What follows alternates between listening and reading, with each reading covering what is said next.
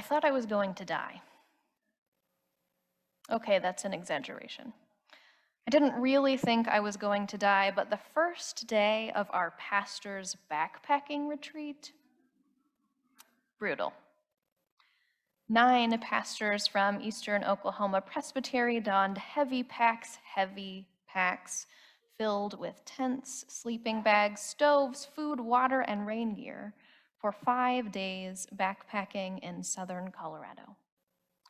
We were eager to hit the trail away from the hustle and bustle of everyday life and to encounter God in the Weminuche wilderness. I've been on a lot of backpacking trips in my life, many of them in Colorado. But the first day of our trip was one of the most miserable I have ever had. Instead of a relatively easy first day starting at the top of the mountain, the road to the trailhead was closed. So we added an extra 3 miles up a road in the blazing sun, adding 2,000 feet of elevation gain. Even with sunscreen, my arms were burned after the first hour. The altitude made it difficult to breathe, and I started to feel nauseous. When one of our fellow pastors spoke up and said, "Y'all, I'm not sure I can do this. I might need to turn back."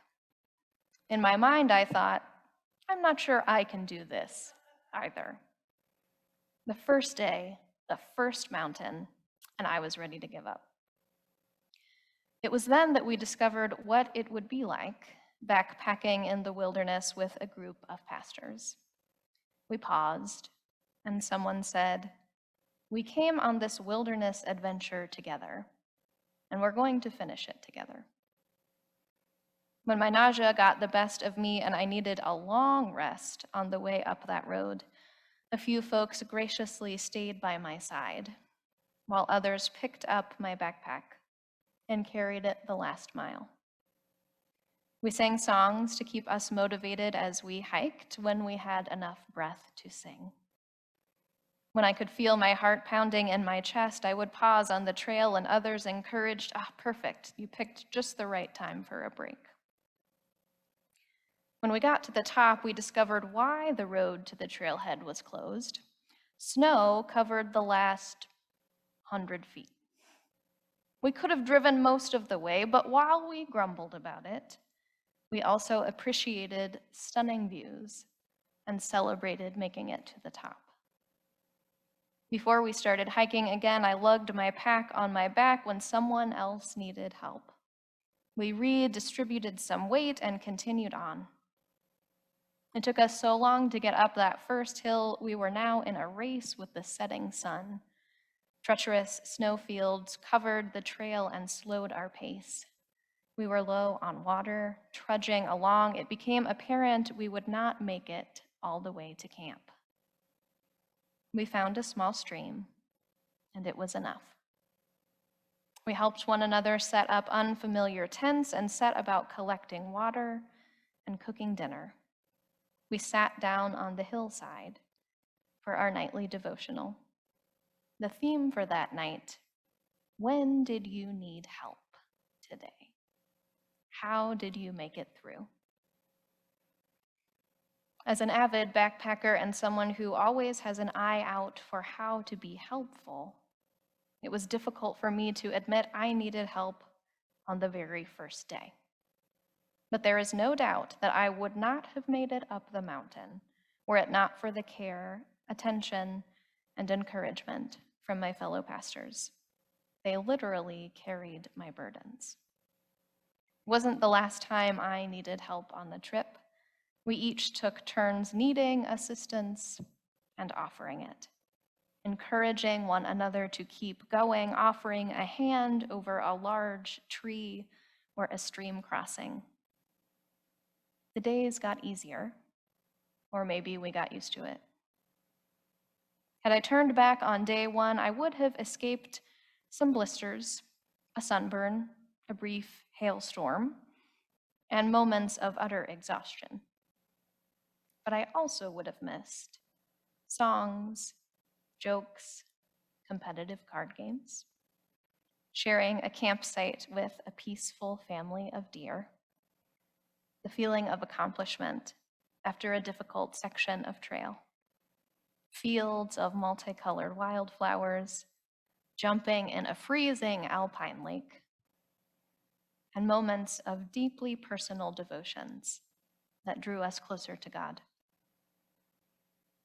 There were instances when I wasn't sure I would make it, but for those moments, I relied on my fellow traveling companions for strength, encouragement, and compassion. Helping one another was a given. It became a way of life, a beautiful example of the beloved community of God working together. And I almost missed it.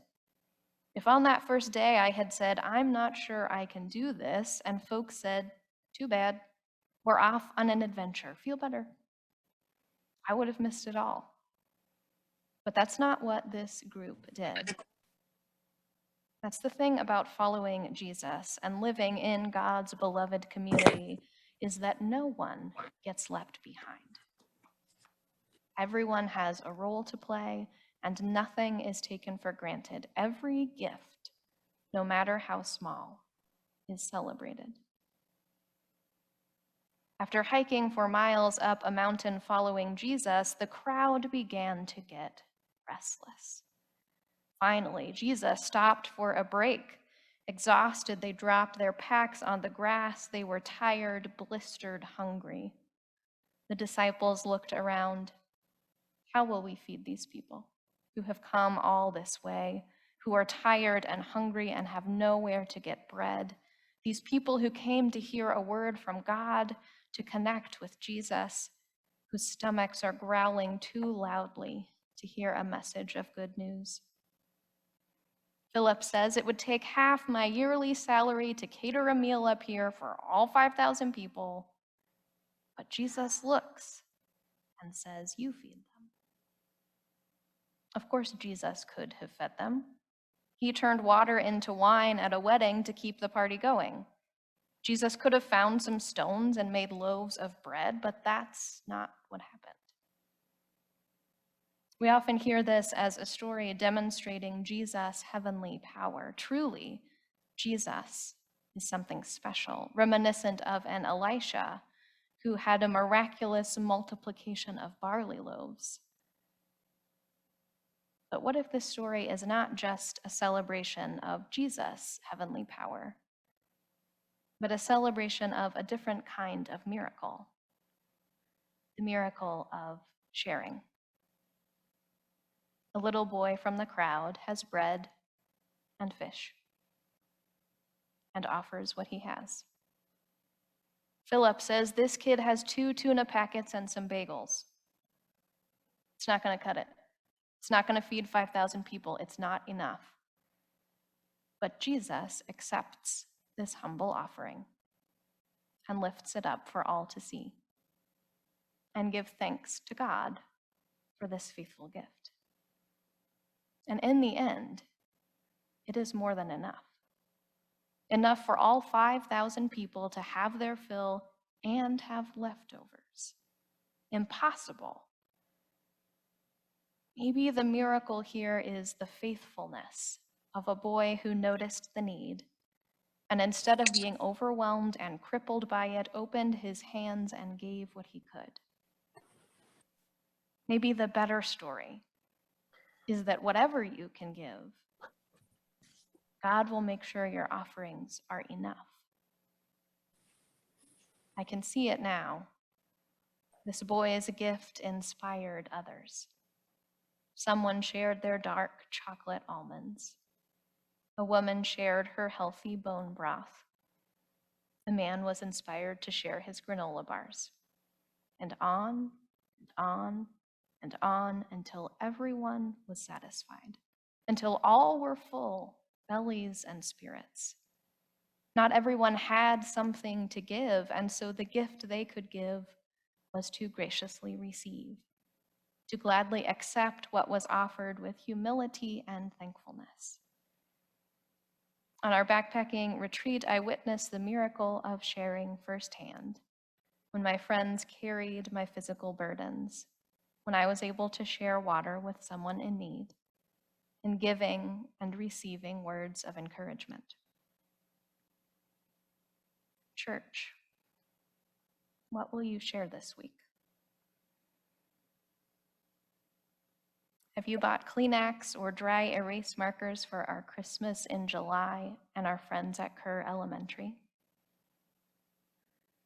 Have you donated canned vegetables to neighbors along the line this month? Do you have an extra moment to share with a friend having trouble with depression or anxiety? It might not feel like much in the grand scheme of things. It might seem insignificant in the face of so much need. But whatever you have, it is more than enough. God will make sure of it. The miracle is in the sharing, and it is more than enough. Amen.